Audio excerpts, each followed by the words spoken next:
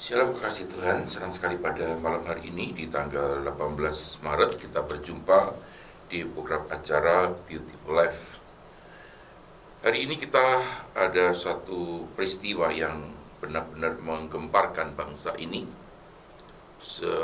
Beberapa hari terakhir ini, seminggu terakhir ini ada banyak hal yang terjadi atas bangsa kita. Kita perlu mesti keprihatinan bersama-sama untuk kita terus berdoa supaya apa yang sedang dialami oleh bangsa ini segera selesai dan menjadi satu pergumulan kita bersama-sama, bukan hanya pemerintah yang ada tetapi juga kita bagian dari pemerintah yang ada. Kita boleh menjadi bagian yang terpenting apa yang diimbaukan oleh presiden kita tentang larangan untuk sering berkumpul, menjadi satu perhatian kita bersama-sama. Dan tentunya tidak kalah daripada itu semua, bagaimana Tuhan akan mengambil alih, akan mengendalikan semua peristiwa yang sedang terjadi. Karena itu tetaplah kita tidak usah terlalu takut boleh, tetapi jangan ada ketakutan, sebab ini satu pekerjaan daripada kuasa kegelapan yang sedang diberikan kepada orang-orang percaya khususnya untuk menjadi bimbang dan ragu akan kuasa daripada Tuhan. Tentunya apa yang kita hadapi bukan sesuatu yang mudah untuk kita sekedar lakukan dan ucapkan, tetapi benar-benar perlu hikmat daripada Tuhan, tuntunan daripada Tuhan sendiri. Tadi sebelum saya berangkat ke tempat ini, saya juga mendengar satu kabar bahwa teman pelayanan di mana kami melayani bersama-sama, ya, tiba-tiba Tuhan panggil dalam kondisi gejala-gejala seperti apa yang terjadi di dalam peristiwa di hari-hari ini. Tentunya kita juga turut prihatin bukan saja kepada orang-orang yang belum percaya, tapi juga kepada anak-anak Tuhan. Dan bila ini menjadi satu peringatan bagi kita semua untuk kita tetap berjaga-jaga dan waspada, sebab hari Tuhan tidak akan pernah bisa kita ketahui. Baik, tanpa berlama-lama kita akan segera merenungkan firman Tuhan malam hari ini. Dan tentunya saya tetap percaya bahwa keadaan kita juga baik-baik saja seperti jiwa kita, seperti kata kitab 3 Yohanes pasal yang pertama. Aku berdoa supaya jiwa, tubuh, dan rohmu baik-baik saja. Mari kita menyerahkan program ini kepada tangan Tuhan dan kita akan berdoa. Bapa Surgawi, Bapa yang kami sapa, kami kenal dalam nama Tuhan Yesus Kristus, Allah junjungan kami, Allah yang menciptakan, Allah yang mengendalikan semua yang ada di muka bumi ini. Kami tahu semua ada dalam rencana-Mu dan dalam kehendak-Mu, dan bagian daripada kami adalah untuk melihat karya-Mu yang akan dinyatakan dan peristiwa-peristiwa yang ada. Dan bila kami tetap minta kepada-Mu Bapa malam hari ini satu penghiburan, kekuatan daripada Tuhan, sehingga apa yang kami lakukan hari-hari ini ada sesuatu yang terus berkenan di hadapan Tuhan. Bapa, terima kasih, berkati kami semua malam hari ini. Sebelum kami dengar firman-Mu, bila Kau bukakan setiap kami telinga dan hati seorang murid dan rapi hamba-Mu yang ada di studio untuk menyampaikan apa yang Engkau ingin nyatakan di malam hari ini. Berfirmanlah bagi kami ya Tuhan, kami siap mendengarkannya. Demi nama Yesus kami berdoa. Amin. Hari saya mengajak kita bersama-sama untuk merenungkan dari satu perikop di 1 Samuel pasal yang ke-30. Ayat yang pertama sampai dengan ayat yang ke-6 saja. Perikopnya adalah Siklag terbakar, pembalasan Daud kepada orang Amalek. Ketika Daud serta orang-orangnya sampai ke Siklag pada hari yang ketiga, orang Amalek telah menyebu tanah Negeb dan Siklag. Siklag telah dikalahkan oleh mereka dan dibakar habis.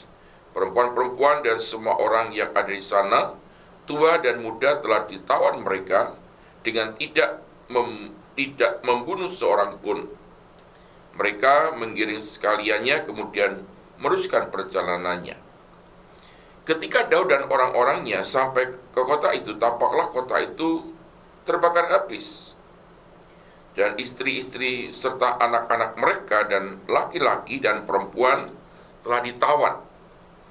Lalu menangislah Daud dan rakyat yang bersama-sama dengan dia itu dengan nyaring sampai mereka tidak kuat lagi menangis. Juga kedua istri Daud ditawan, yakni Ahinoam, perempuan Yisra, dan Abigail, bekas istri Nabal, orang Karmel itu. Dan Daud sangat terjepit karena rakyat mengatakan hendak melempari dia dengan batu. Seluruh rakyat itu telah pedih hati masing-masing karena anaknya laki-laki dan perempuan. Tetapi Daud menguatkan kepercayaannya kepada Tuhan Allahnya. Kalau kita belajar tentang kehidupan Daud, tentunya tidak akan pernah lepas dari yang namanya pergumulan demi pergumulan. Yang satu lepas, yang lain muncul. Atau yang ini belum lepas, yang lain muncul. Sehingga boleh saya katakan kehidupan Daud itu bertubi-tubi mendapatkan persoalan. Nah, kadang-kadang persoalan yang dihadapi juga persoalan pribadinya, persoalan dengan keluarganya, dan persoalan dengan rakyatnya. Karena dia sebagai seorang pemimpin. Tentunya kalau kita melihat pilihan Tuhan itu sepertinya salah kepada Daud.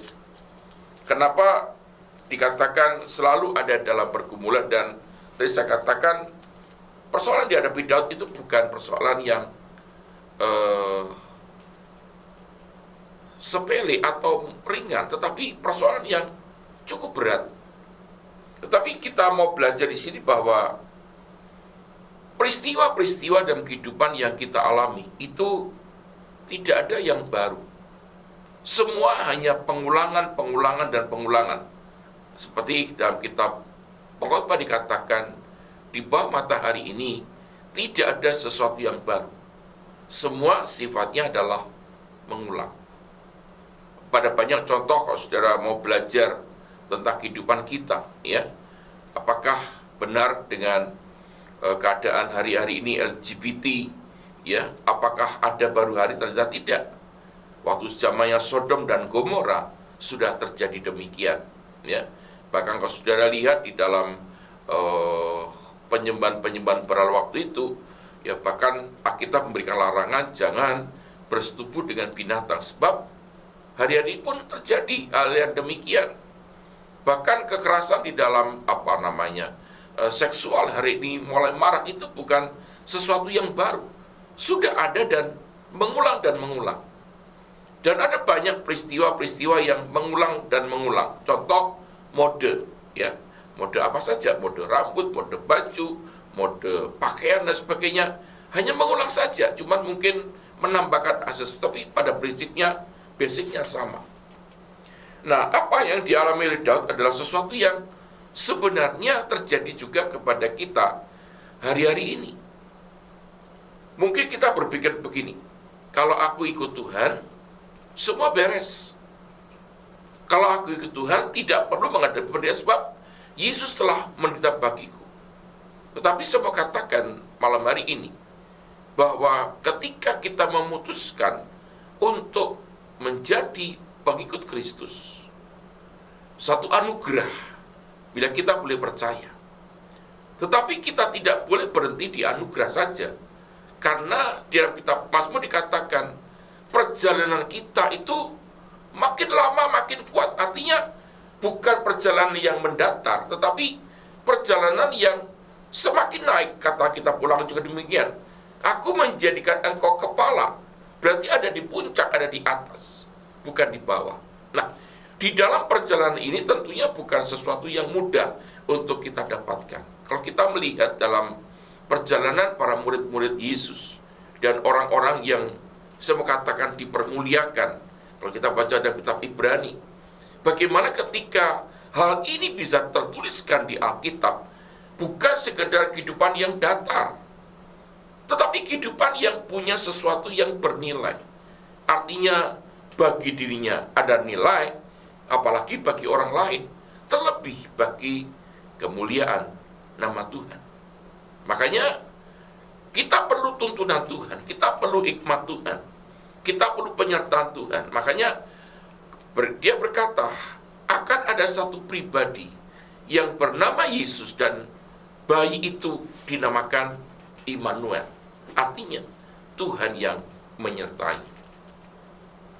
Tetapi kalau kita kembali dalam pelajaran hari ini, ternyata memang Daud itu tidak ditinggalkan Tuhan, ya. Daud tidak ditinggalkan. Saya baca sementara di dalam kitab Mazmur pasal yang ke-139, ya. Ada satu ayat yang kita boleh baca dengan baik-baik, ya. Mazmur 139, kita lihat di dalam ayatnya yang ke-17,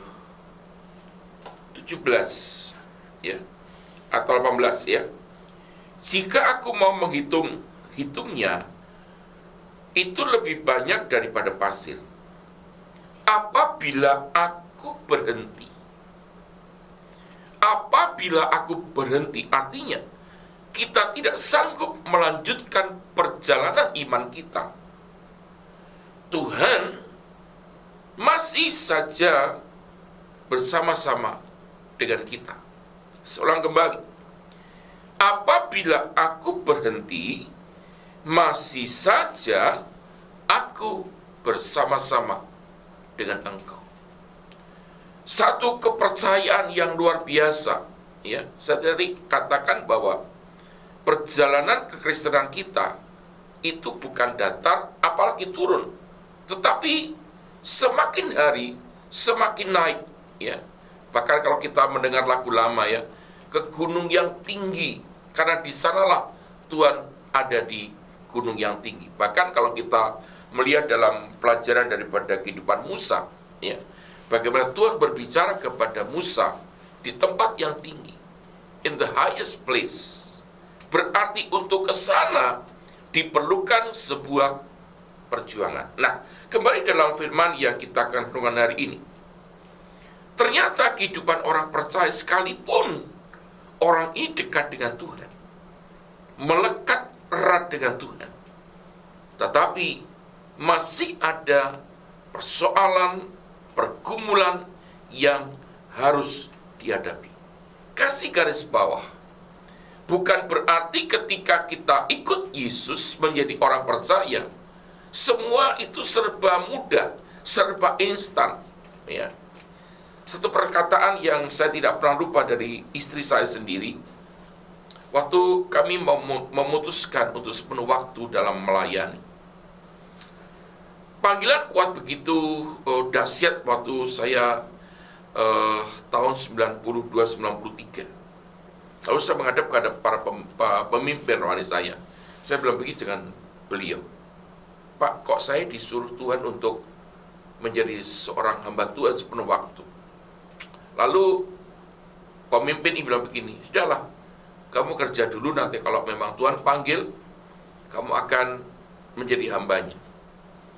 Dan ketika berjalannya waktu sekitar 92, sudah 5 tahun kemudian, ya, kembali kuat panggilan itu kepada diri saya. Lalu saya bincang-bincang dengan istri.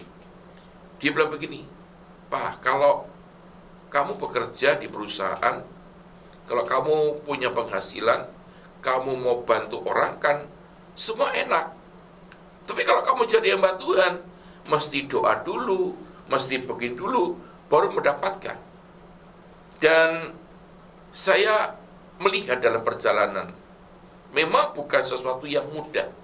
Apalagi 5 tahun terakhir ini menjadi seorang gembala jemaat yang berdinamika di dalam masalah-masalah yang dihadapinya.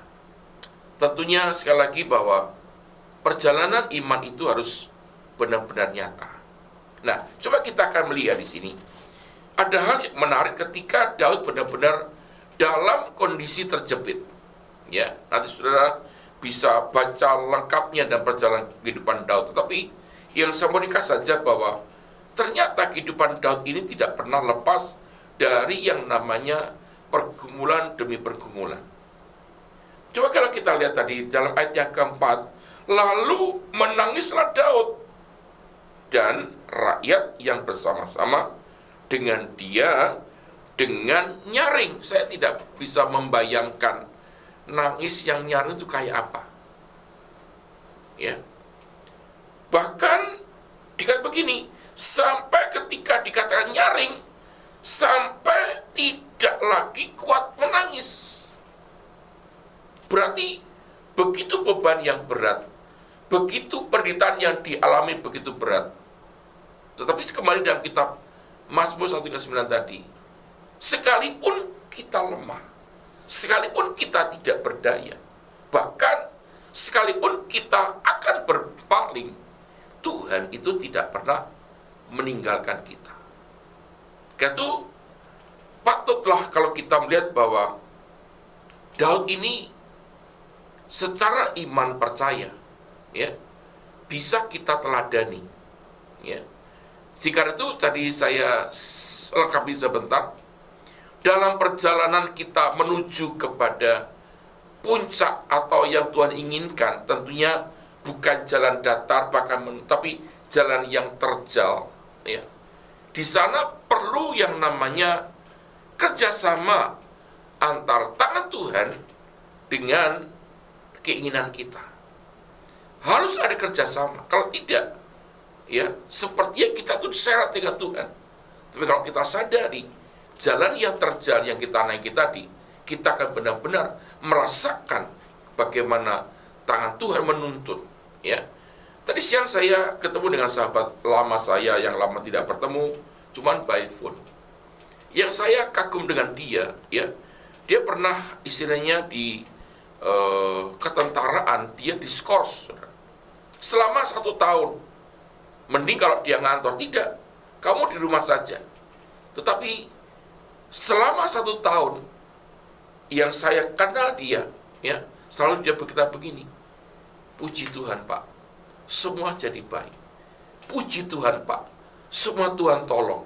Ya, dari hari ke hari Tuhan tolong. Maka tadi dia cerita keberangkatan dia ke satu kota, ya, di daerah Indonesia bagian tengah. Ya, dia berkata, puji Tuhan Pak, ini semua karena Tuhan. Puji Tuhan Pak, anakku bisa makan di sini. Puji Tuhan Pak, anakku yang bisa begini. Puji Tuhan Pak, aku temukan orang. Sehingga apa? Semua dikatakan puji Tuhan. Dan saya melihat bagaimana perjuangan hidupnya itu bukan perjuangan yang mudah. Nah, sama seperti apa yang dikatakan oleh Daud tadi. Tidak masalah, tidak dilarang, saudara menangis sekuat-kuatnya. Ya. Menangis sejadi-jadinya. Bahkan saking karena begitu beratnya penderitaan, saudara tidak bisa lagi menangis. Ya. Tetapi satu hal yang kita bisa lihat di sini, ya. Dan Daud sangat terjepit, ya. Daud sangat terjepit, artinya dia sudah berhadapan dengan keluarga, anak istrinya ditawan, kemudian rakyatnya juga keluarga mereka ditawan, dan orang sedang menyerang kepada pemimpin ini yang bernama Daud, ya. Tetapi ada satu kalimat yang kita bisa pelajari. Saya ulang kembali. Dan Daud sangat terjepit karena rakyat mengatakan hendak melempari dia dengan batu. Rakyat itu telah pedih hati, masing-masing karena anaknya laki-laki dan perempuan. Ini yang saya ingin bersama-sama kita renungkan malam hari ini.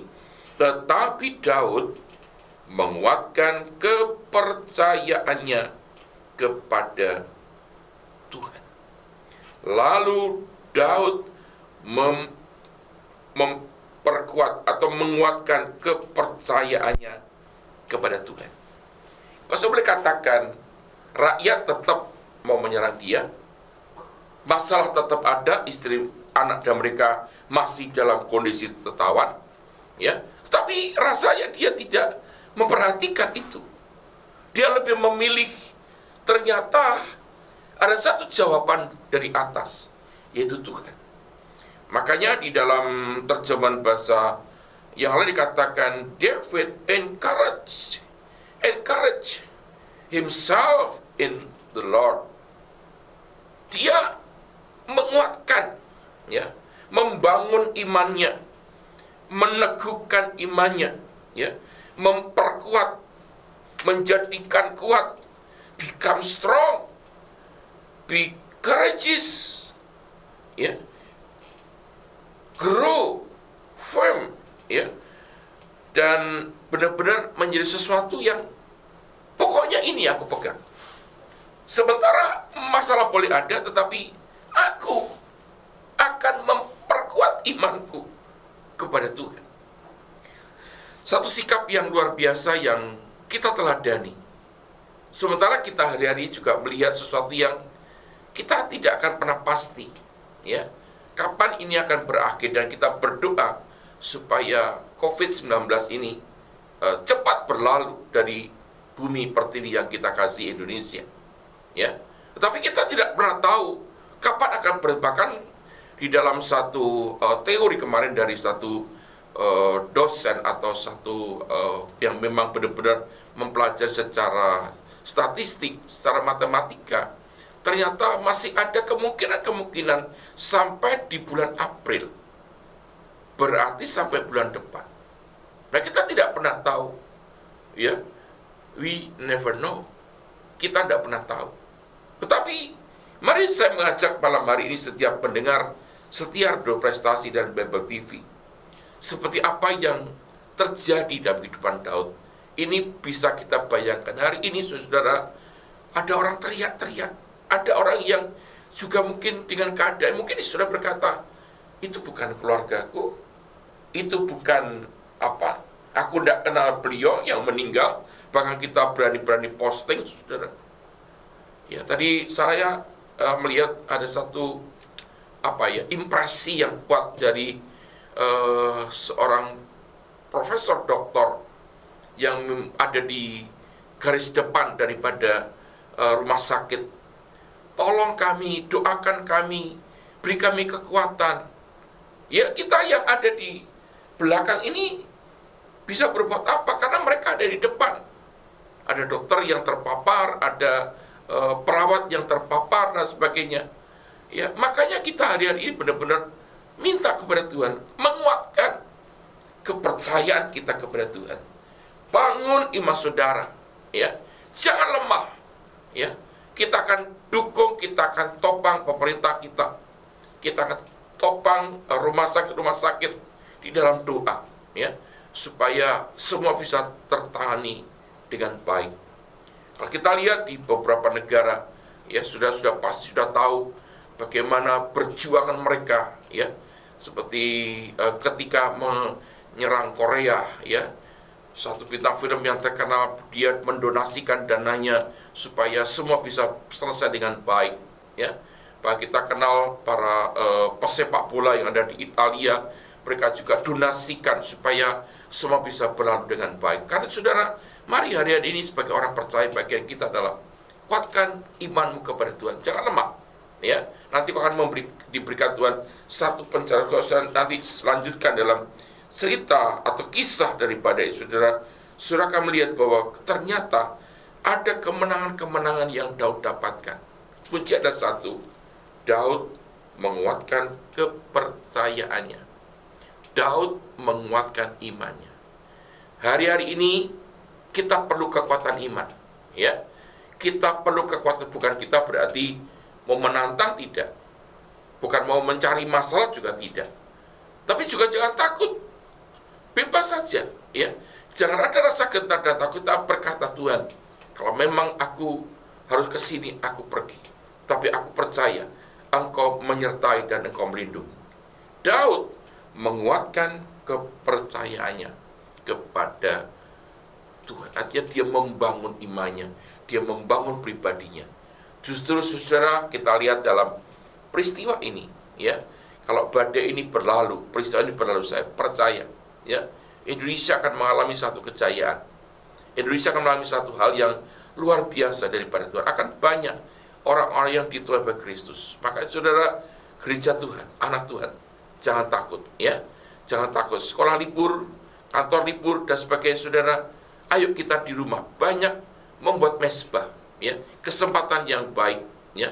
Kalau sudah lihat di beberapa tulisan-tulisan atau di WA teman-teman saudara-saudara, ada banyak hal, ada yang bermain dengan anak-anak yang mungkin sudah lama tidak pernah bermain. Tapi hari ini mari kita kembali membangun relasi dengan anggota keluarga kita. Dan saya percaya Tuhan tidak pernah meninggalkan kehidupan kita. Asal apa? Kita mau menguatkan kepercayaan kita kepada Tuhan. Terus bangun iman saudara, baca firman, renungkan firman, memuji Tuhan, berdoa, dan saya percaya ada kekuatan untuk menghadapi. Tetapi sebaliknya, kalau kita acuh tak acuh, maka kita akan segera terkontaminasi oleh berita-berita yang sebentar akan berubah ya. Baru saja kita mendengar kemarin sekian ratus, sekarang sudah naik jadi sekian ratus lebih lagi. Dan bahkan tadi saya katakan di satu riset saudara, di bulan depan itu ada sekitar 98.000. Mari kita patahkan semua pendapat-pendapat ini dan kita minta supaya Tuhan bermurah hati dan memberkati kota-kota yang ada. Tugas kita adalah hari ini, ayo sama-sama kita menguatkan kepercayaan kita kepada Tuhan. Jangan takut, jangan ragu, jangan bimbang. Terus kita dengan Tuhan, ya, berjuang lewat iman yang ada pada saudara. Mari kita berdoa. Bapa di surga, kami berterima kasih buat malam hari firman-Mu datang begitu baik dalam hidup kami. Di tengah kesesakan, di tengah-tengah kami memerlukan satu solusi. Ternyata Tuhan memberikan firman-Nya hari ini. Kami sadar waktu-waktu ini adalah waktu-waktu kami untuk mengkoreksi diri kami. Waktu-waktu kami untuk melihat ke dalam sejauh mana kasih kami kepada Tuhan. Kata Bapa, terus berkati umat-Mu supaya mereka punya kekuatan untuk minimal berjuang bagi dirinya sendiri. Dan iman mereka terbentuk dan terbangun oleh karena persoalan-persoalan yang ada dalam kehidupannya. Terima kasih Bapa di surga, buatlah umat-Mu hari ini tetap bersuka cita, punya semangat, punya kekuatan untuk menghadapi hari-hari di mana hari-hari ini secara kebersamaan kami sedang menghadapi persoalan di bangsa ini. Bapa, kami berdoa bersepakat bersama-sama dengan umat-Mu, minta kemurahan-Mu Bapa, supaya virus yang sedang melanda di bangsa ini dihentikan dalam waktu yang tidak terlalu lama. Dalam nama Yesus, engkau virus, engkau berhenti dalam kuasa Tuhan Yesus Kristus. Terima kasih Bapa, berkati para medis, berkati orang-orang yang bekerja di rumah sakit, dan kami minta ada penjagaan Tuhan, kekuatan daripada Tuhan yang menyertai setiap mereka. Terima kasih, bangsa ini ada dalam kendali Tuhan. Terpujilah nama-Mu Bapa, terpujilah Engkau selama-lamanya. Di nama Yesus kami berdoa dan bersyukur. Haleluya. Amin.